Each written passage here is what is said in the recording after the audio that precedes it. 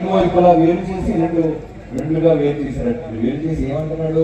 తన కుడి వైపున ఉన్న వారిని చూసి మత్తయి సువార్త 25వ అధ్యాయం 35వ వచనం, నేను ఆకలితో ఉన్నాను, మీరు నాకు భోజనం పెట్టారా? యేసుప్రభువు అడుగుతున్నాడు, నేను ఆకలితో వచ్చాను, నాకు అన్నం పెట్టారా? ఇంకా నేను దాహంతో ఉన్నాను, నేను పరాయి ఊరు నుంచి వచ్చాను మీ ఊరికి, నన్ను మీ ఇంట్లో పెట్టుకున్నారా, చేర్చుకున్నారా?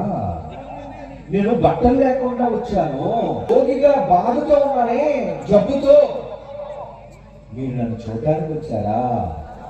నేను తప్పుడు వాళ్ళ ధనాన్ని ఖర్చు పెట్టి మీకు భోజనం పెట్టారు.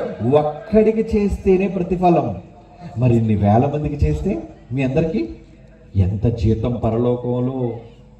అందుకే క్రైస్తవులు ఎప్పుడు సత్కార్యాలు చేసేవాళ్ళుగా ఉండాలి. పేదవాడు కనబడితే అన్నం పెట్టండి, బట్టలు లేకుండా ఉంటాడు బట్టలు ఇవ్వండి, రోగిగా ఉంటాడు మందులు ఇవ్వండి.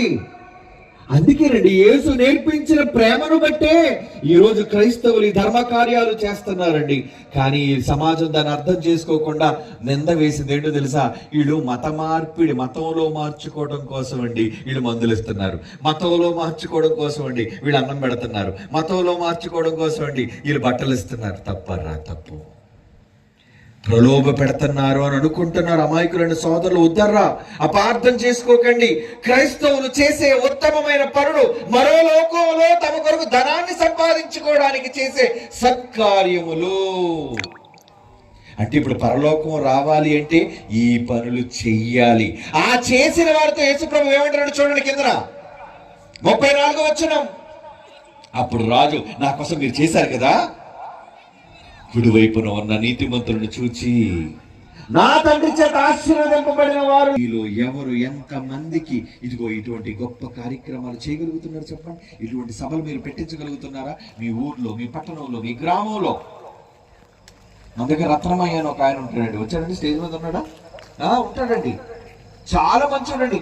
ఎవరు మీటింగ్ అయినా ఎన్ని క్వింటాలు ఇస్తారా? బియ్యం 2 క్వింటాలు 3 క్వింటాలు బియ్యం పంపిస్తారండి. ఈ పరిసర ప్రాంతాల్లో ఎక్కడ మేము సభలకు వచ్చినా, అయ్యా నేను భోజనం పంపిస్తాను, అయ్యా నేను పంపిస్తాను. ఎందుకు?